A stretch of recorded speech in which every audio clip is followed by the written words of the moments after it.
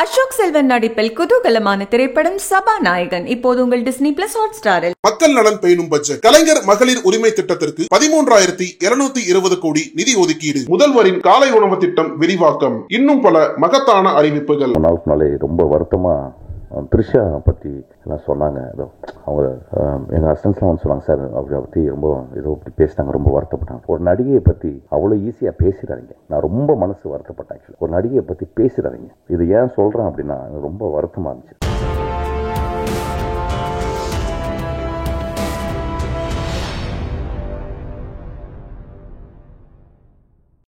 லேட்டாக வந்ததுக்கு மன்னிச்சிங்க. இது என்னப்பா, இது படிக்கணுமாங்களாம்? ஓகே. ரொம்ப நாளைக்கு அப்புறம் நிக்கல பார்க்குறேன். தாடி நிறையா வளர்ந்துருக்கு. காதல் தோல்வி போல். புரிஞ்சலிச்சு பழஞ்சலி சார். வணக்கம் சார்.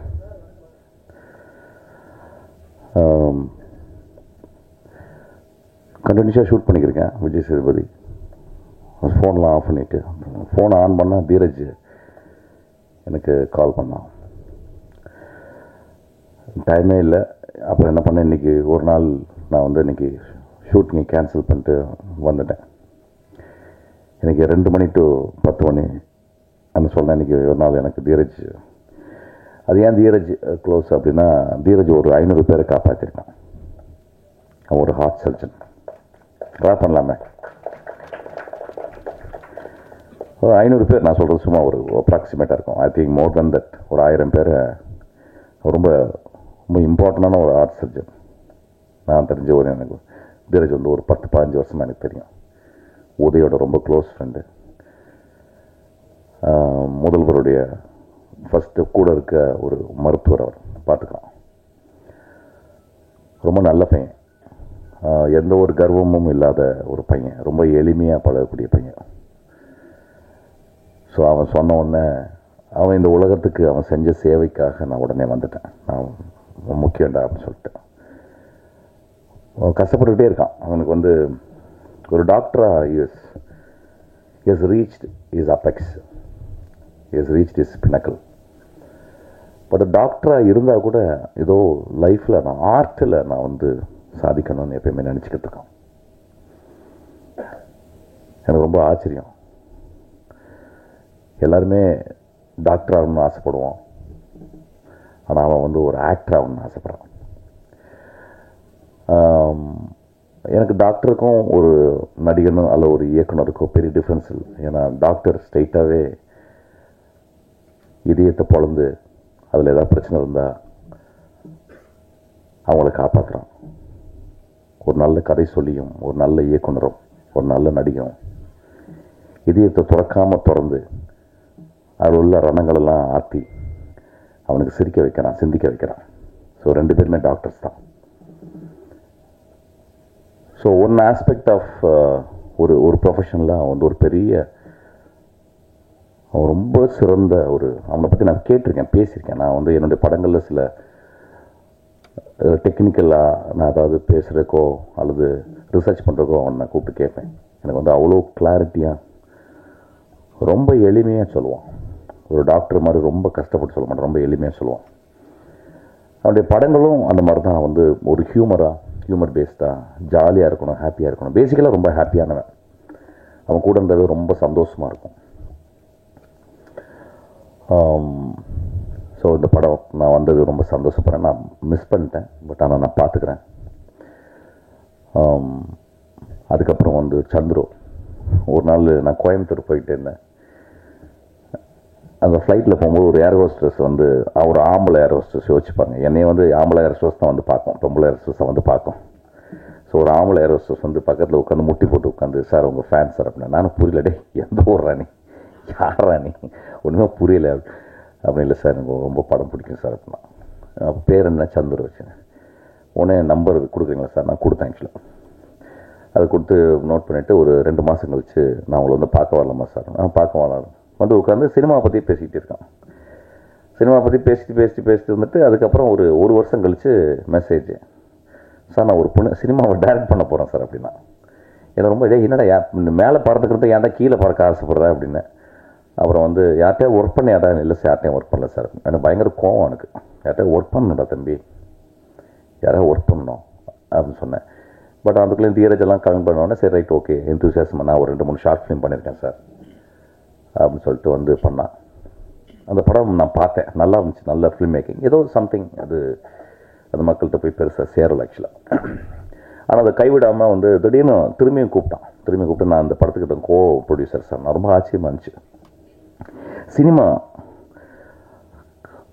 உயர பறந்தா கூட அவங்கள இழுக்குது, அப்படி இழுத்தேவா ஒரு பிளாக் ஹோல் தான் cinema. Not even light cannot escape.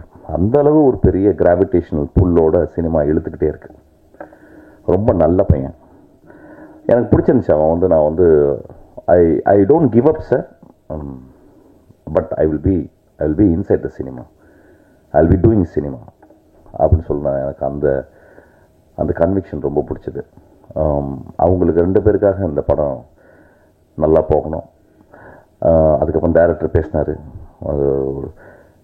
ஒரு ஏன்னா அந்த காலத்து சிவாஜி படம் பார்த்தது மாதிரி இருந்துச்சு ஆக்சுவலாக. ஆனால் டக்குன்னு அழுகிறது எனக்கு தெரியும். மேடை அழ வைக்கும். அந்த உழைப்பு, அந்த 12 வருஷம் கஷ்டப்பட்டேன் அப்படின்றது வந்து, தம்பி நீங்கள் சினிமாவில் இருக்க வரைக்கும் கஷ்டம்தான். நீ சினிமாவில் இன்னும் 25 வருஷம்னாலும் நீ கஷ்டப்பட்டு தான் இருப்ப. இந்த குழந்தைத்தனத்தை இன்னைக்கோடு விட்டுறணும். அழுகை ரொம்ப அழகானது. அதான் ஆம்பளை அழுகிறது ரொம்ப அழகு, ரொம்ப அழகு. வெக்கமில்லாமல் அழுகிறது ஆம்பளை ரொம்ப அழகு ஆக்சுவலாக. 12 ஷார்ட் ஃபிலிம் பண்ணியிருக்கீங்க. So I think you know about things.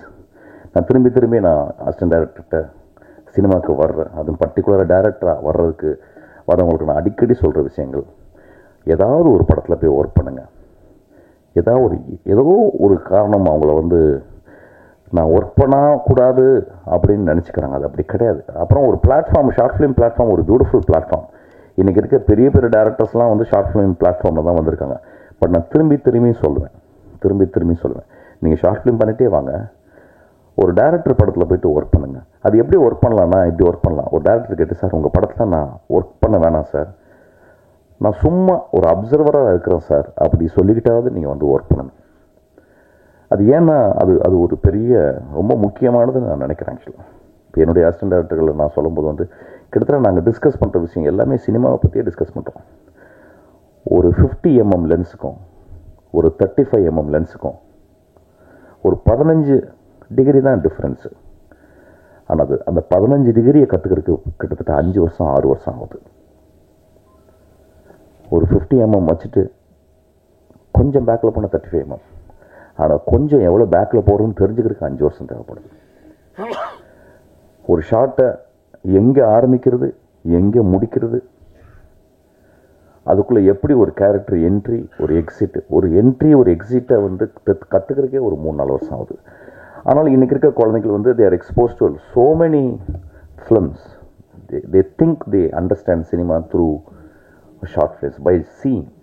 ஆனால் நீங்கள் ஒர்க் பண்ணுறது ரொம்ப ரொம்ப இம்பார்ட்டன்ட். ஒர்க் பண்ணும்போது இப்போ நான் வந்து இவ்வளோ வருஷங்கள் நான் ஒர்க் பண்ணியிருக்கேன்.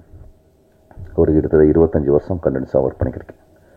நான் வெற்றிமாறன் என் கூட வந்தவன், நாங்கள் 2 பேர் தான். வெற்றிமாறன், அதுக்கப்புறம் ராம், ரஞ்சித், எங்களுக்கு நெக்ஸ்ட் ஜெனரேஷன். ஆனால் நாங்கள் 25 வருஷம் நானும் வெற்றிமாறன் ஒர்க் பண்ணல. வெற்றிமாறன் ஒரு பெரிய ஜீனியஸ்ட்டை ஒர்க் பண்ணேன், ஒரு பாலுமேந்திரான்ட்டு ஒரு ஜீனியஸ்ட்டை ஒர்க் பண்ணேன். அதுக்கப்புறம் நான் ரொம்ப ஈஸ்தட்டிக்கலான ஒரு மாஸ்டர், ஒரு பெயிண்டர் கதிர், அவர்கிட்ட ஒர்க் பண்ணேன். அதுக்கப்புறம் வின்சென்ட் செல்வா வந்து ஒரு நல்ல ஒரு ஃபோட்டோகிராஃபர், சினிமாட்டோகிராஃபர் வந்து டேரக்டர் அவர்.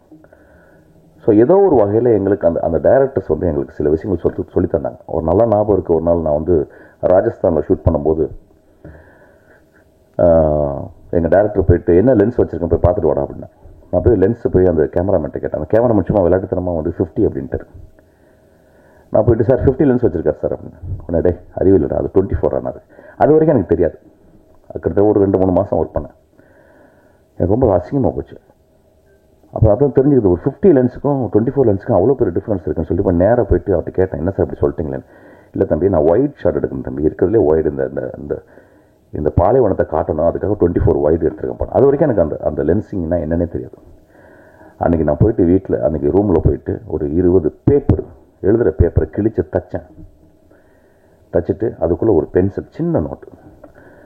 அதுக்கப்புறம் நான் ஒர்க் பண்ண எல்லா படத்துலையும் 4-5 படம் 5 படம் ஒர்க் பண்ணேன். அதுக்கப்புறம் ஒவ்வொரு ஷாட்டுக்கிட்டையும் போயிட்டு அந்த ஃபோட்டோ அந்த ஃபோக்கஸ் ஃபுல்லிட்டு போய் ஆனால் இது என்ன லென்ஸ்னான்னு கேட்டுட்டு அந்த லென்ஸை எழுதிட்டு மானிட்டரில் வந்து அந்த அந்த அந்த அந்த ஷாட் இருக்கும், அந்த ஷாட்டுடைய அளவை வரைஞ்சி அதுக்குள்ளே இருக்க கேரக்டர்ஸுடைய லெவல் வரைஞ்சிட்டு அதை கிட்டத்தட்ட நான் வந்து எல்லா 4 படங்களும் ஒரு படத்துக்கு ஒரு 500 ஷாட்னா ஒரு 2000 ஷாட்டையும் நான் வந்து லென்ஸை பார்த்துக்கிட்டே இருந்தேன். ஐ திங்க் இன்றைக்கி தமிழ் சினிமாவில் நான் ஒரு சில டைரக்டரில் நான் ஒரு டைரக்டர் என் கேமராமேன்ட்ட லென்ஸை பற்றி சொல்லுவேன். எனக்கு I need 35, I need 50, I need 75, I don't need 24 அப்படின்னு சொல்லுவேன். ஐ ஹேட் 135 சொல்லுவேன்.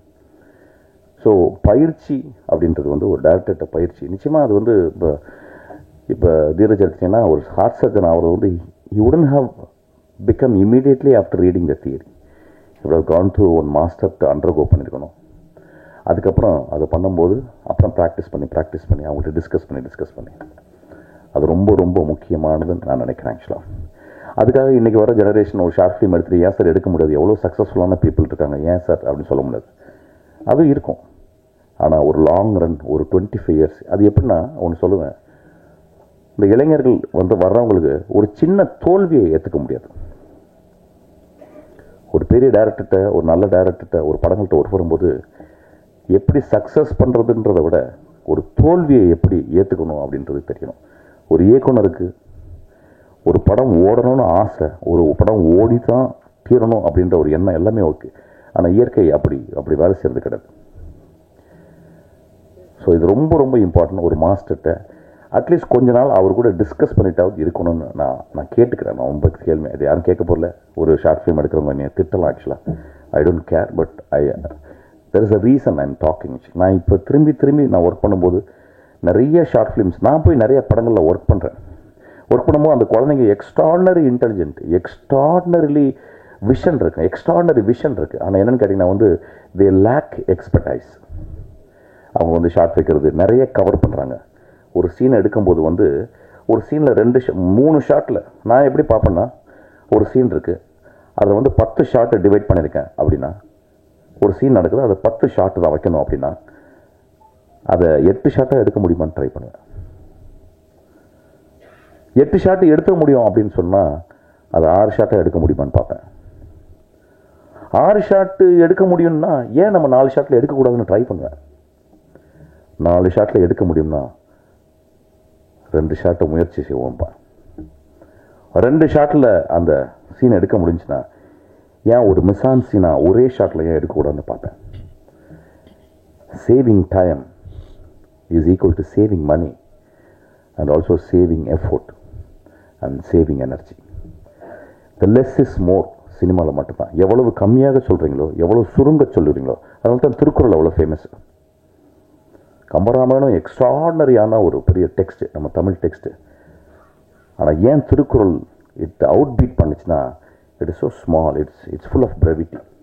ஸோ இந்த எக்ஸ்பர்டைஸ் வந்து சினிமாவுக்கு இன்றைக்கி ஏன் இதை பேசுகிறேன் அப்படின்னு கேட்டிங்கன்னா இது வந்து நான் எதுக்கு பேசுகிறேன்னா வந்து ஒருவேளை ஒரு சினிமாவை கற்றுக்கொள்ள நினைக்கும் ஆர்வலராக இருக்கும் நெக்ஸ்ட் ஜெனரேஷனுக்கு இது யூஸ்ஃபுல்லாகவும் தான் நான் வந்து இது பேசுகிறேன். ஏன்னா வரும்போது எனக்கு தெரியும் நான் என்ன பேசுவேன். ஐநோ தீரஜை பற்றி பேச முடியும், அதுக்கப்புறம் நான் வந்து சந்துருவை பற்றி பேச முடியும். I don't know anybody on the stage. Maybe இந்த குழந்தை இப்போ அழுததை பார்த்துட்டு then I can talk to him. So very important first next ஜெனரேஷனுக்கு they should develop some exercise. நிறைய மாஸ்டர் கிளாஸஸ் இருக்குது, நிறைய நெட்டில் மாஸ்டர் கிளாஸஸ் இருக்குது. You can join, you can come and talk to me. எப்பயாவது மணி சார்ட்ட போய் வெற்றிமான்லாம் போய் டேரெக்டாக போய் பேசலாம். வெற்றி சார் நீங்கள் எதாவது பேசுங்க சார் அப்படின்னு கேட்கலாம். So these are the very important. ஏன்னா இன்றைக்கி தமிழ் சினிமா வந்து இன்றைக்கி வந்து அவ்வளோ கஷ்டத்தில் இருக்குது.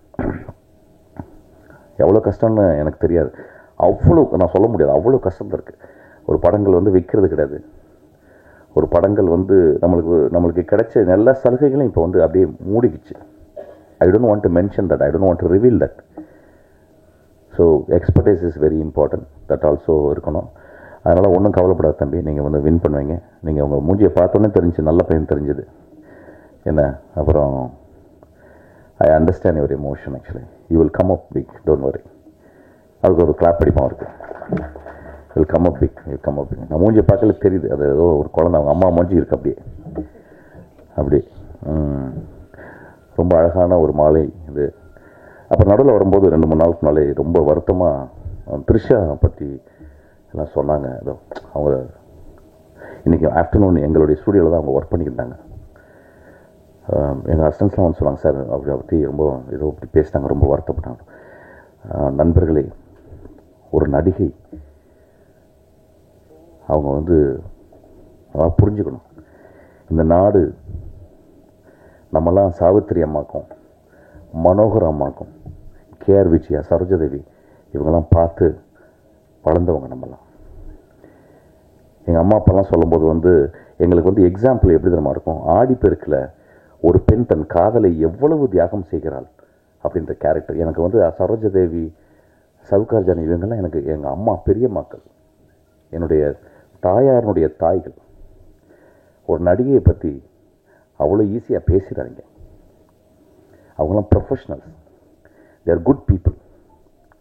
நான் 2 தடவை தான் நான் த்ரிஷாவை பார்த்துருப்பேன். அவ்வளோ எளிமையான பொண்ணு, அவ்வளோ மேன்மையாக பேசுவாங்க. நான் ரொம்ப மனசு வருத்தப்பட்டேன் ஆக்சுவலாக. ஒரு நடிகையை பற்றி பேசிடாதீங்க. ஒரு நடிகரை பற்றி தெரியும் எனக்கு, நியூஸ் வேணும், நியூஸு சென்சேஷனலாக நியூஸ் வேணும், நம்ம நியூஸ் போட்டு தான் ஆகணும். அதுக்காக நீங்கள் அதற்கும் மேல் நடிகைக்கு மேல் அவள் ஒரு தாய் ஐயா, அவர் ஒரு பெண் ஐயா, ஒரு பெண்ணை பற்றி தவறாக பேசாதீங்க. நான் யார் பேசினா, எப்படி பேசினாங்க, யார் போட்டாங்கன்றது கேள்வி கேட்கல. முதல்ல நம்ம பார்க்க வேண்டியது, ஒரு பெண்ணை பற்றி, நம்ம வீட்டில் இருக்க ஒரு பெண்ணை பற்றி பேச விடுவோமா? நம்ம வீட்டில் இருக்க ஒரு தங்கச்சியை பற்றி, நம்ம வீட்டில் ஒரு தாயை பற்றி, நம்ம வீட்டில் இருக்க ஒரு அக்காவை பற்றி, நம்ம வீட்டில் வேலை செய்கிற ஒரு பெண்ணை பற்றி நம்ம தப்பாக பேச அளவு பண்ணுவோமா? தயவுசெய்து பண்ணாதீங்கய்யா. நான் ரொம்ப கெஞ்சி கேட்டுக்கிறேன். எனக்கு தெரியும் ஒரு நடிகையாக இருக்கும் எவ்வளோ கஷ்டப்படுறாங்கன்னு தெரியும். இப்போ என் படத்தில் ஒரு நடிகை, ஒரு பெண் குழந்தை வந்து நடிக்கிறாள், அவ்வளோ கஷ்டப்படுறான். அவளுக்கு மொழி தெரியல, அவளுக்கு வந்து விஜய் சேதுபதி ஒரு பெரிய ஆக்டர் முன்னால் நின்று பேச பயம், அப்படியே பயப்படுது, கையெல்லாம் உதறது. அப்படியே நிறுத்தி விஜய் சேதுபதி சொல்லிக் கொடுத்து, நான் சொல்லிக் கொடுத்து மொழி சொல்லிக் கொடுத்து 24 மணி நேரம் அவன் வந்து அதில் ஒரு 20 மணி நேரம் ப்ராக்டிஸ் பண்ணிகிட்டே இருக்கான். எல்லாருமே ஒரு ப்ரொஃபஷனல்ஸ், வாழ்க்கையின் ஒரு மிக உன்னதமான ஒரு நிலையை அடையணுங்கிற கஷ்டப்பட்டு இருக்காங்க. அங்கங்கே ஏதோ ஒரு சின்ன தப்பை கேட்டு காதில் கேட்டு அதை ரொம்ப நாகரிகமாக கடந்து போகணும். அவங்கள பற்றி நான் கேட்டுக்கிறது தான். இது ஏன் சொல்கிறேன் அப்படின்னா, எனக்கு ரொம்ப வருத்தமாக இருந்துச்சு. உங்கள் மகள் மாதிரி தான் நினைக்கணும், உங்கள் தங்கை மாதிரி நினைக்கணும், உங்கள் காதலியாக நினைக்கலாம், அது தப்பு இல்லை. ஆனால் அதில் ஒரு பெரிய கண்ணியம் இருக்கணும். ஒரு பெண்ணை பற்றி தப்பாக பேசாதீங்க, ஒரு பெண்ணை அழ விடக்கூடாதுங்க. நம்மெல்லாம் ஆம்பளைங்க இல்லை, ஒரு பெண்ணை அழ விடக்கூடாது. நான் ரொம்ப கெஞ்சி கேட்டுக்கிறேன். அந்த மாதிரி ஒரு விஷயங்கள் வந்தால் கூட ஐ திங்க் ரொம்ப நாகரிகமாக என்னுடைய நான் இந்த பத்திரிக்கைக்காரங்க நான் பார்த்துருக்கேன், என்னை எழுதாது கிடையாது, ஆனால் அவ்வளவு க்ளோஸான நண்பர்கள், நான் அவ்வளோ நண்பர்கள். இவன் நல்ல படம் எடுத்துட்டேன்னா என்னை எல்லா காலகட்டத்திலும் தூக்கி விட்டவங்க அந்த பத்திரிக்கைக்காரங்க. நல்லா எழுதும் போது நல்லா இல்லைன்னு எழுதியிருக்காங்க. அதாவது இந்த பத்திரிக்கைக்காரங்க எல்லாரும் வந்து ஓனாய ஆட்டுக்குட்டியும் நந்தலாலாவும் நல்லா இல்லைன்னு சொல்லும் போது இந்த பத்திரிக்கைக்காரங்க தான் ரொம்ப உயரமாக எழுதினாங்க. If your movie is a great, I think they will send, that is their way, they will make the audiences reached actually. So நான் உங்களுடைய கருணையோடு நான் வந்து இன்றைக்கி நான் பேசுகிறேன். பெண்களை பற்றி, அதாவது பர்டிகுலர் நடிகர்களை பற்றியோ தயவுசெய்து போடும்போதும் யாராவது சொல்லும் போதும் ரொம்ப கேர்ஃபுல்லாக கவனமாக அதை ஒரு சென்சேஷன் ஆக்காமல் ஒரு பெரும் கடமையோடு நம்ம அதை செய்யணும்னு நான் கேட்டுக்கிறேன். இந்த படம் வெற்றி பெற வாழ்த்துக்கள். நிக்கில், நீங்கள் நடித்த படம் என்னாச்சு? நான் அதுக்கப்புறம் பார்க்கவே இல்லையே. வந்துருச்சா? என்னாச்சு? வெரி குட், ஓடிடியில் வந்திருக்கு. நிக்கில் ரொம்ப நாளைக்கு அப்புறம் பார்த்தேன், ரொம்ப சந்தோஷம். நிறைய பேர் ரொம்ப நாளைக்கு அப்புறம் துளசி வேலை எல்லாரையும் பார்த்தேன், நண்பர்லாம் பார்த்தேன். ரொம்ப நன்றி. இந்த படத்துக்கு ஆதரவு கொடுங்க. நல்லா இருக்கும் பட்சத்தில் எனக்கு தெரியும் நீங்கள் கொண்டு போய் சேர்த்துருவீங்க. ரொம்ப சந்தோஷம் உங்களை பார்த்ததுக்கு. நான் ட்ரெயின் பண்ணிக்கிட்டு இருக்கேன், ரொம்ப நல்ல உழைச்சி பண்ணிக்கிட்டு இருக்கேன். ஆக்சுவலாக ரொம்ப வருஷத்துக்கு அப்புறம், நான் 25 வருஷத்தில் ரொம்ப உழைக்கிற படம் இதுவாக தான் இருக்கும். Actually Vijay Sethupathi doing extraordinary character. நான் வந்து இந்த மாதிரி ஒரு நண்பன், இந்த மாதிரி நடிகர் கிடைச்சதுக்கு எனக்கு வந்து அவ்வளோ நான் சந்தோஷப்படுறேன். ஆக்சுவலாக அப்புறம் எனக்கு கிடைச்ச ப்ரொடியூசர் என்னை ஒரு தந்தை மாதிரி பார்த்துக்கிறாரு, தானு சார். நான் அங்கேயே ஸ்டூடியோவிலே தங்கியிருக்கேன். ஒரு நாளைக்கு டெய்லி வந்து என்னை பார்த்துட்டு போகிறாரு. தானு சாருக்கு ரொம்ப நன்றி, விஜய் சேதுபதிக்கு என்னுடைய நன்றி, என் படத்தில் ஒர்க் பண்ணலாம் நன்றி. சினிமா ரொம்ப அழகானது. ஒரு சினிமாவில் இருக்கிறதுக்கு ஒரு 100 ஆண்டுகள் புண்ணியம் செஞ்சுருக்கணும். சினிமாவுக்கு நன்றி. தேங்க்யூ.